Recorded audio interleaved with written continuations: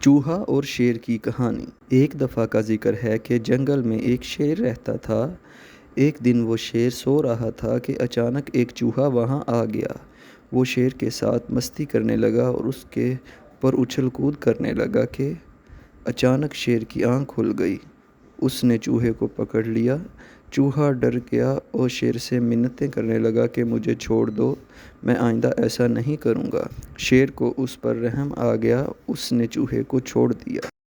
چوہا جاتے جاتے شیر سے کہنے لگا کہ میں اس احسان کا بدلہ ضرور دوں گا۔ شیر ہنس پڑا۔ ایک دن کچھ شکاری جنگل میں آ گئے، انہوں نے جال ڈال کر شیر کو پکڑ لیا۔ وہاں اچانک وہی چوہا بھی آ گیا، اس نے اپنے دانتوں سے جال کاٹ دیا۔ اس طرح شیر آزاد ہو گیا۔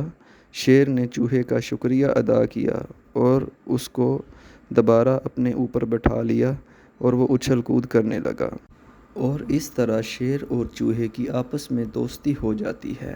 اور اس سے ہمیں یہ سبق ملتا ہے کہ نیکی کا بدلہ نیکی ہوتا ہے۔